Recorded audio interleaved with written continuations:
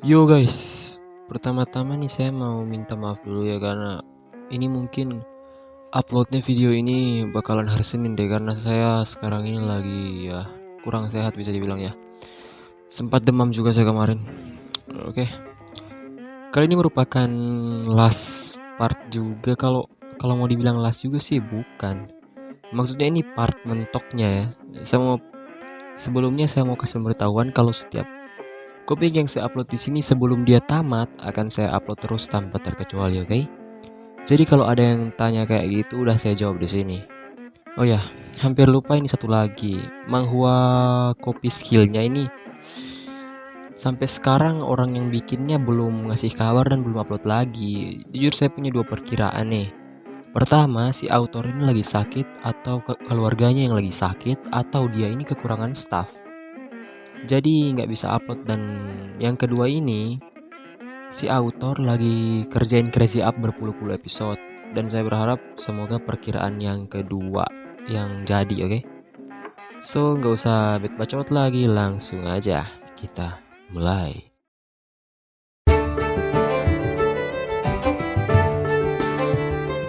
Cerita dimulai beberapa hari kemudian dan memperlihatkan Letnan Cody yang menyambut Harold di Holy Royal Chivalric Order karena Harold ternyata sudah diterima sebagai anggota secara resmi. Cody kemudian meminta maaf karena dia sibuk untuk mengurus dokumen-dokumennya dan Cody juga memberitahu kalau Harold bisa mengambil biayanya. Harold sontak langsung mengangkat kwitansinya karena dia telah mengambil itu. Yang sontak membuat Cody berhenti ngebacot lagi.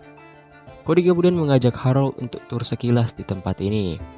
Cody kemudian memperlihatkan aula utama, ruang kelas, ruang resepsi, ruang konferensi, gedung yang paling besar yang berisi ruangan kapten dan wakil kapten, dan tentu saja barak mereka. Cody juga berkata kalau bangunan-bangunan ini berbeda dari yang digunakan para prajurit veteran. Tak berselang lama, Cody kemudian membawa Harold masuk ke sebuah kamar yang akan ditempati oleh Harold, sang kesatria termuda. Cody kemudian memperkenalkan Harold pada teman-teman sekamarnya. Karena ingin lebih memperjelasnya, Harold kemudian memperkenalkan dirinya sendiri, yang tentu saja diakhiri dengan kata-kata yang kasar, dan kemudian langsung membuat orang-orang di situ terdiam dan mungkin saja langsung membenci Harold. Tiba-tiba, datanglah seorang onecang-onecang yang kemudian langsung memarahi Cody karena Cody tadi tidak mengambil seragam dari si anak baru yang tak lain adalah Harold. Cody kemudian meminta maaf karena tadi dia lupa untuk mengambilnya. Cody pun langsung mengambil seragam Harold dan bertanya, untuk apa anggota lainnya juga ke sini? Mereka berdua sontak berkata kalau mereka hanya penasaran dengan wajah si pendatang baru. Saat melihat Harold, salah satu dari mereka kemudian kagum pada Harold karena Harold menghajar seniornya hingga babak belur, yang membuatnya sangat ingin melihat hal itu. Oh, sepertinya kau punya fetis yang aneh. Kalau tak keberatan, aku bisa menghajarmu sekarang kalau kau mau. Karena mendengar hal itu, mereka sontak kaget dan sang onecang langsung memarahi Harold yang berkata-kata kasar pada seniornya. Dengan sifatnya yang buruk, Harold pun tak peduli dengan hal yang dikatakannya dan malah berbalik dan memaki sang onecang yang membuat dia sangat kesal kepada Harold. Cody yang melihat situasi yang memanas kemudian menghentikan mereka dan menyuruh mereka berkenalan dulu sebelum melanjutkannya. Mereka bertiga kemudian berkenalan, yang masing-masing dari mereka bernama Robinson, Sid, dan Irene. Parahnya, Harold yang melihat mereka dengan mata bodohnya, yang seperti melihat jenis-jenis binatang yang mengkhawatirkan. Karena hanya diam saja, Cody bertanya pada Harold apakah dia baik-baik saja. Orang tersebut langsung menasihati Harold yang dianggapnya sangat tidak sopan. Sontak Harold lalu sekali lagi memaki seniornya dengan tatapan yang memandang remeh dan sangat mengejek. Karena sudah terlalu kesal dan tak bisa menahan amarahnya, Irene kemudian berniat untuk memukul Harold. Tapi hal itu kemudian ditahan oleh Cody yang saat itu langsung berpamitan pada Harold dan membawa Irene pergi dari situ. Anggota yang lain yang melihat itu kemudian berpamitan juga kepada Harold dan langsung pergi dari situ. Tak lama setelah itu, Harold kemudian terdiam dan cemas karena Harold tahu bahwa Robinson, Sid, dan Irene merupakan karakter yang memang sudah kodratnya harus mati. Di dalam game, diceritakan kalau Cody akan keluar dari Chivalric Order. dan mendirikan Frieri, dan yang menjadi penyebabnya ialah pertempuran di hutan Beltis. Diketahui semua unit Cody mati dan yang selamat hanyalah sang kapten, yaitu Cody sendiri. Bahkan di dalam sebuah event ada adegan saat Cody menyambut rekan-rekannya, dan itu adalah Robinson, Sid, dan Irene. Harold pun tidak menyangka jika sekarang dia telah melihat mereka dengan matanya sendiri, karena tidak ada desain karakter milik mereka di dalam game. Di sini Harold pun berpikir tentang sebuah solusi, karena 1 tahun lagi pertempuran di hutan Beltis akan segera dimulai, dan berdasarkan aturan untuk bisa bergabung ke dalam unit, setidaknya harus menunggu 1 tahun setelah pendaftaran.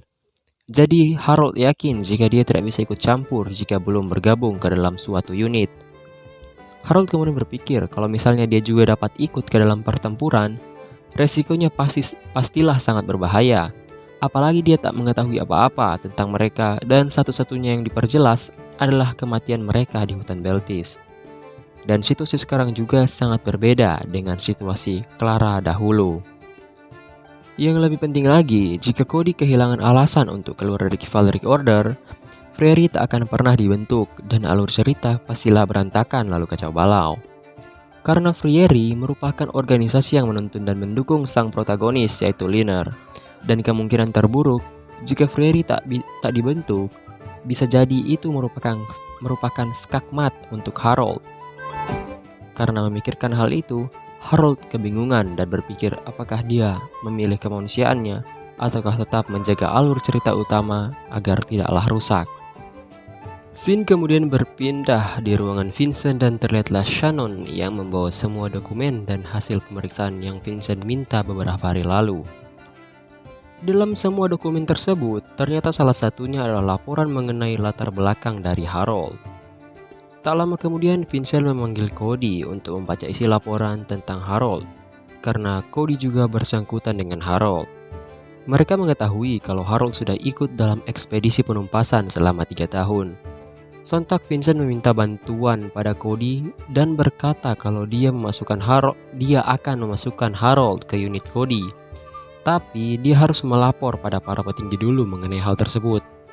Cody lalu khawatir dengan kata-kata Vincent karena Harold barulah masuk ke dalam Chivalric Order, bahkan belum genap seminggu, dan Harold juga belum menyelesaikan latihan dasarnya. Vincent pun berkata kalau Harold tak memerlukan dasar karena dia itu jenius. Dia juga memutuskan untuk langsung mengikut sertakan Harold untuk ujian akhir, tapi dia yakin Harold pasti lulus dengan nilai sempurna. Cody pun setuju dengan hal itu, tapi dia khawatir jika Harold akan menarik terlalu banyak perhatian. Karena itu, ditambah lagi dia merupakan jenius yang merubah sejarah, yaitu masuk pada umurnya yang ke-13 tahun. Vincent lalu berkata bahwa untuk itulah dia mengirim Harold ke tim Cody agar Cody bisa melindungi Harold. Di samping itu, Harold merupakan seorang yang sangat jenius, jadi dia memerlukan pelatihan khusus yang cocok dengannya. Cody pun langsung paham dengan apa yang dimaksud oleh Vincent, yang kemudian ditanggapi oleh Vincent dengan senyuman. Cody juga berkata kalau dia tak ingin sampai terlalu jauh, tapi jika cuma itu, apakah Vincent harus sampai sejauh ini? Sontak karena itu Vincent bertanya apa pendapat Cody mengenai teknik yang digunakan Harold. Cody pun menjawab kalau tekniknya sudah mencapai level anti-Chivalric Order, yang merupakan level yang sangat-sangat kuat.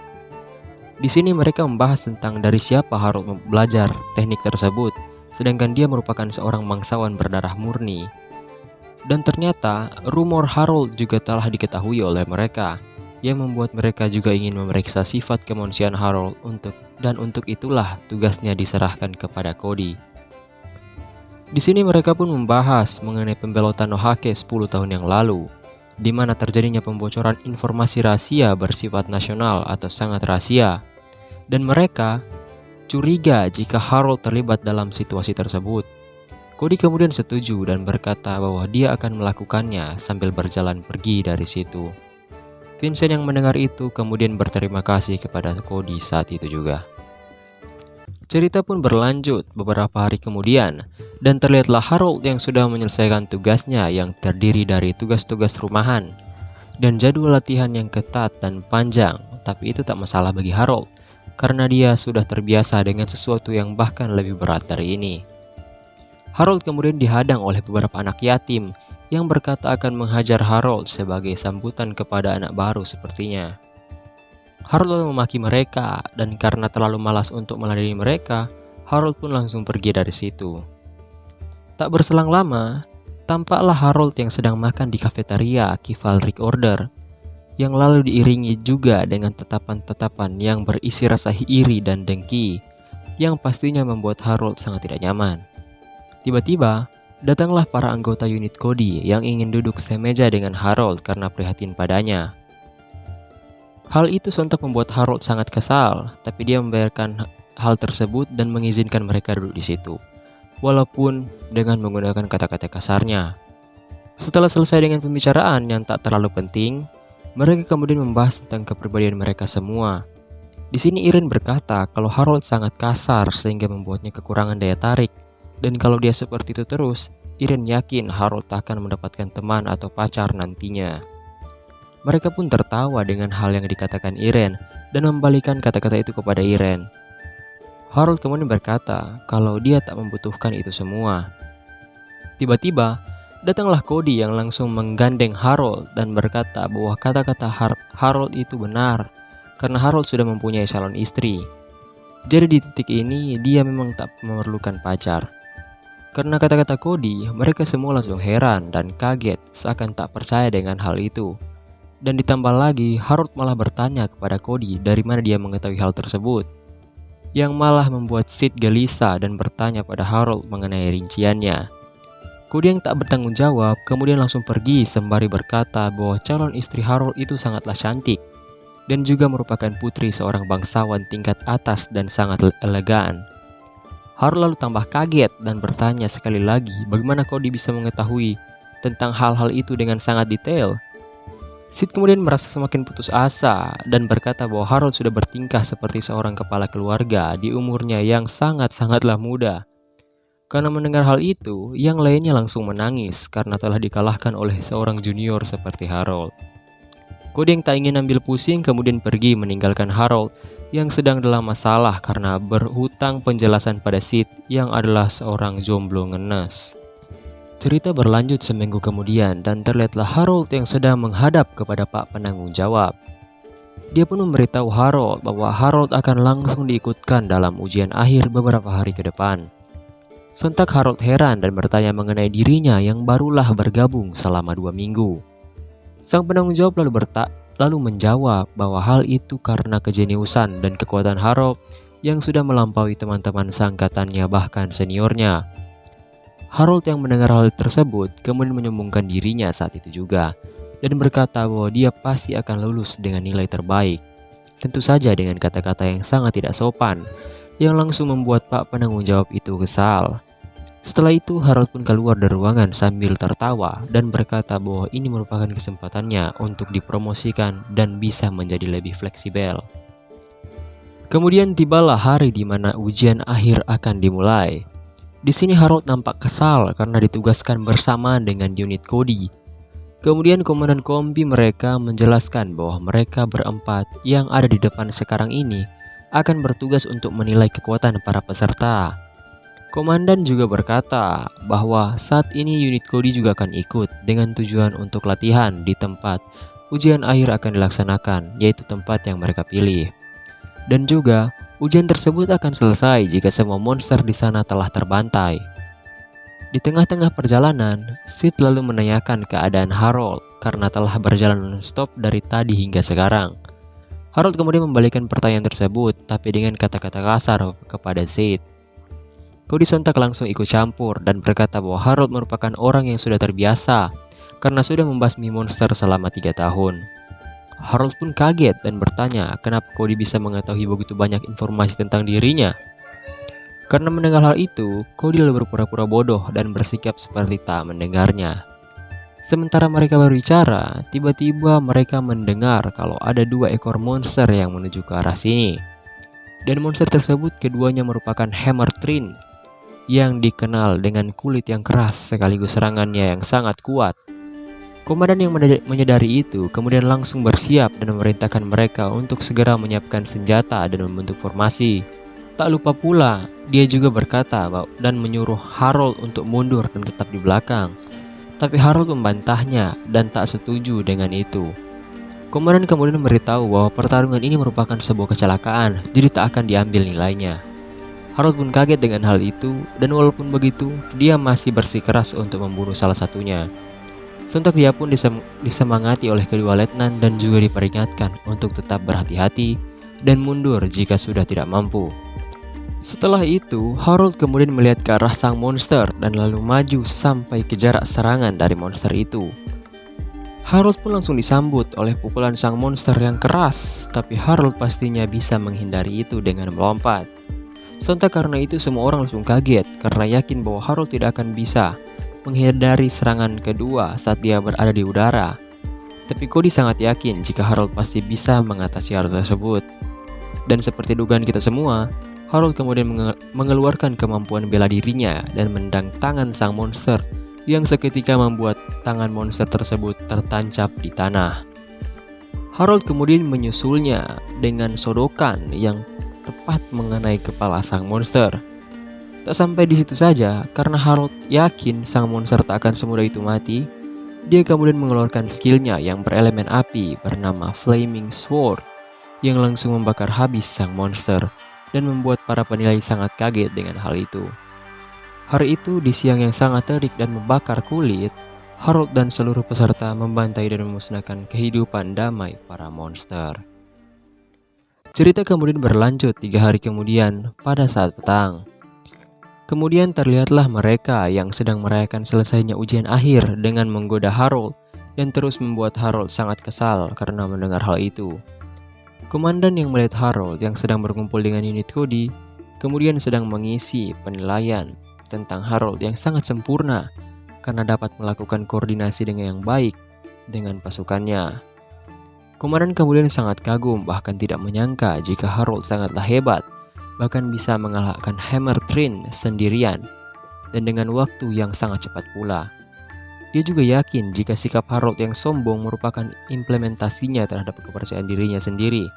Dan karena itu, komandan pun bergumam kalau Harold merupakan orang yang berbakat dan sangat disayangkan jika dia gagal. Karena ujian sudah berakhir, mereka lalu pulang dan nampaknya sebentar lagi mereka akan sampai.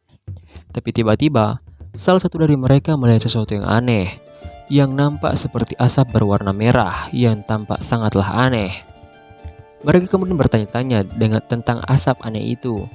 Di sini Cody merasa sangat aneh saat melihat wajah Harold yang terlihat sangatlah cemas ketika dia melihat asap itu dengan matanya sendiri. Komandan lalu bertanya pada Harold, apakah dia mengetahui tentang asap itu? Harold lalu berkata bahwa dia tidak mengetahui apapun tentang asap itu. Tapi jika mereka tidak merasakan sesuatu yang aneh, berarti mereka sangatlah bodoh. Cody kemudian bertanya kepada komandan apa yang harus mereka lakukan di situasi ini. Saat itu juga komandan berkata bahwa akan dia periksa.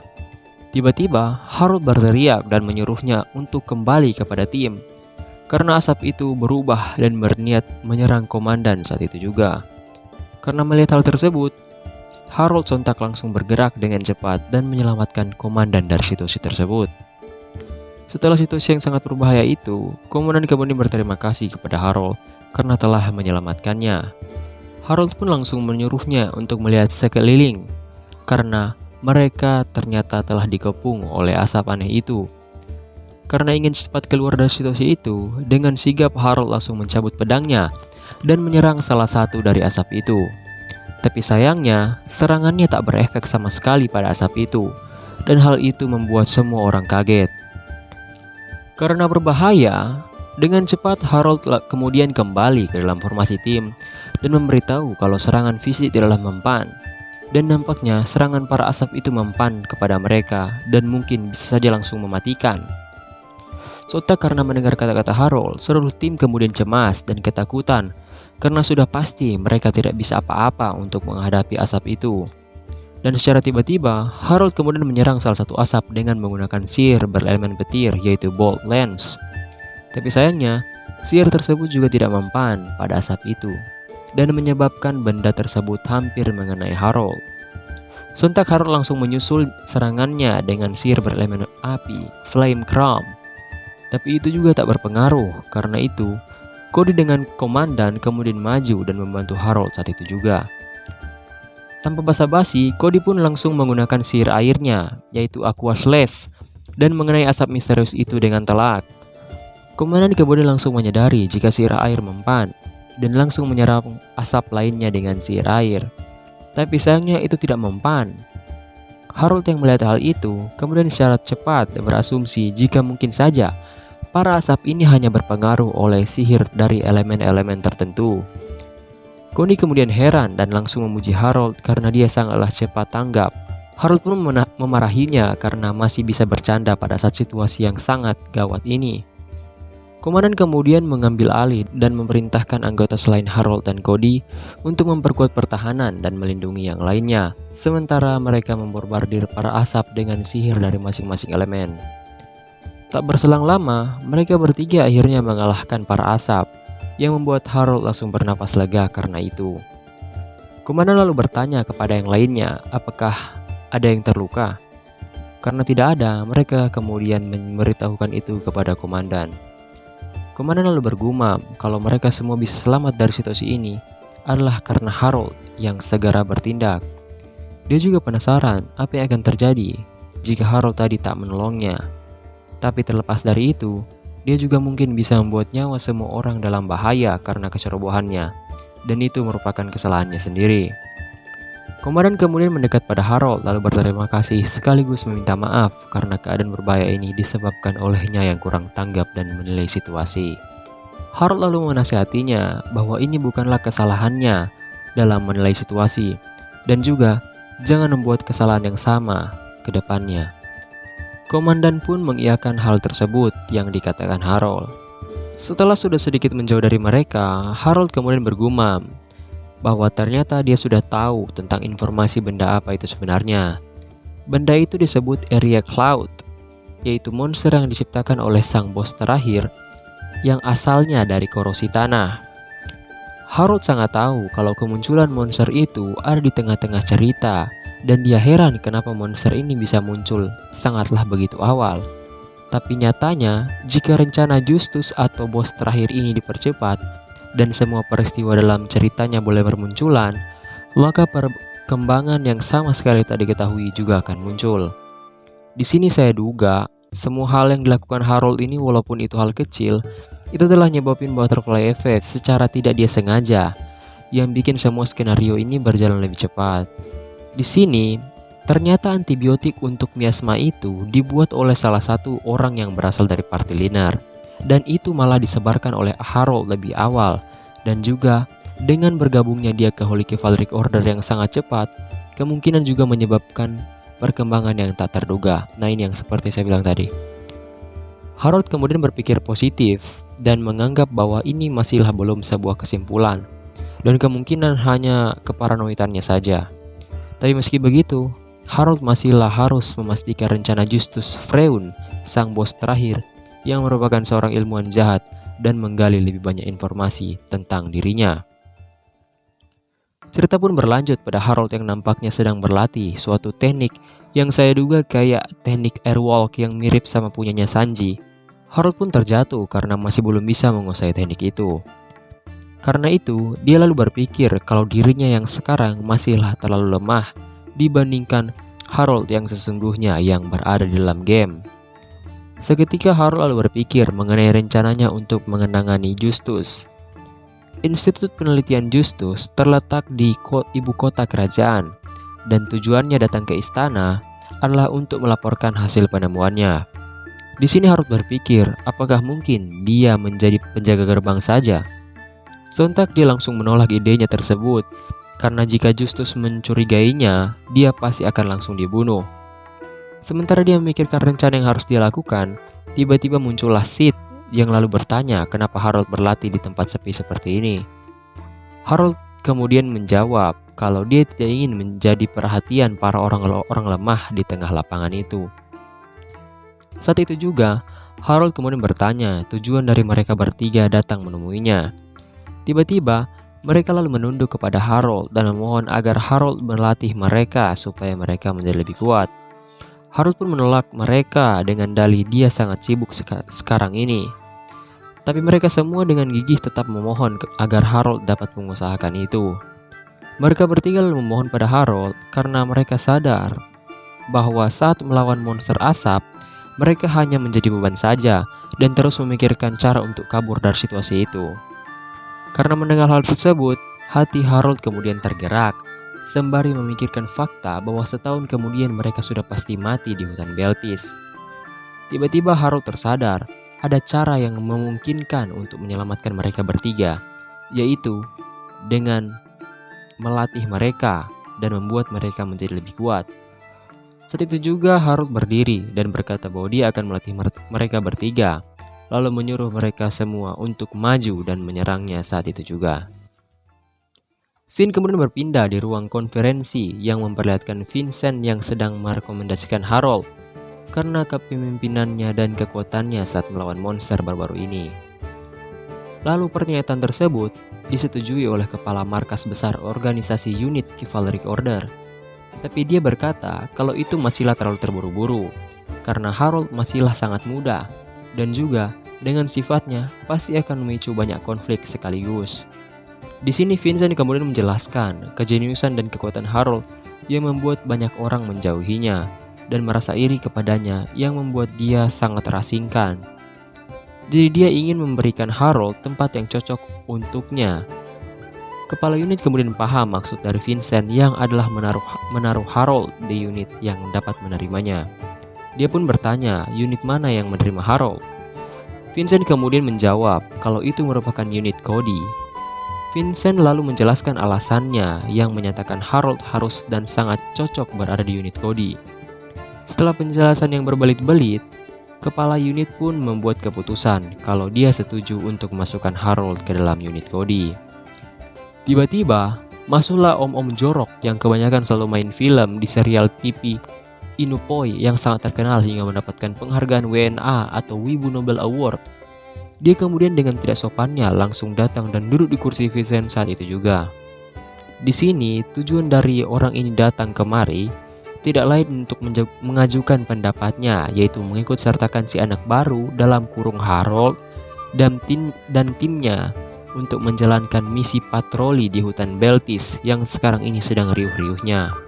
Alasannya mengajukan ini adalah untuk menguji apakah si anak baru itu mampu atau tidak. Dan juga karena yang bertugas di hutan Beltis sangatlah minim, dia pun mengajukan mereka untuk pergi ke sana. Vincent kemudian berkata kalau itu hanyalah sebuah misi patroli, tapi itu juga sangatlah berbahaya. Vincent pun berbicara mengenai suku Starken Stellar yang mirip kayak bangsa elf yang tinggal dalam hutan tersebut. Karena perebutan kekuasaan sejak dulu, jumlah mereka sudah sangatlah jarang. Mereka juga menghindari kontak dengan dunia luar untuk tetap melestarikan jumlah mereka. Dan Vincent yakin kalau memasuki tempat itu bukanlah perkara yang mudah dan pasti sangatlah berbahaya. Orang ini kemudian menjelaskan bahwa mereka hanya perlu untuk tidak mengganggu ketentraman suku itu. Dan dia juga sangat yakin kalau patroli ini pasti akan berjalan sangat aman dan lancar. Dia pun kembali ke topik utama dan bertanya sekali lagi, apakah Vincent setuju jika mereka mengikuti misi ini? Saat mereka sedang menegosiasikan hal tersebut, tiba-tiba para komandan yang hadir di situ berkata bahwa ada sesuatu yang mencurigakan. Karena seseorang seperti si om-om gak jelas ini yang berasal dari unit yang dikenal jarang sekali ngebantu Holy Chivalric Order, tiba-tiba mengusulkan diri untuk bekerja sama dengan Chivalric Order. Karena hal itu, sontak kepala unit langsung menegur mereka karena sudah berbicara sangat tidak sopan. Om-om ini kemudian langsung berkata kalau dia melaksanakan ini semata-mata hanya ingin agar dia dapat menyelesaikan tugas yang memang harusnya diemban. Setelah hal itu, dia pun kembali bertanya pada Vincent tentang masalah sebelumnya. Sontak Vincent kemudian berkata bahwa dia akan mempertimbangkan hal tersebut. Si om-om lalu berdiri dan mendekat kepada Vincent dan berkata bahwa dia merasa sangat senang bisa membantu Chivalric Order, lalu langsung pergi dari situ. Sebulan kemudian, terlihatlah Harold yang nampaknya telah menerima surat yang dikirimkan oleh Tasuku perihal metode bertani LP. Harold yang melihat itu kemudian kaget karena uang yang dihasilkan dari situ mempunyai angka yang sangatlah banyak. Surat tersebut ternyata ditujukan kepada Harold untuk meminta pendapatnya mengenai masa depan dari metode ini. Di sini Harold bingung karena pada titik ini dia tidak terpikirkan apapun.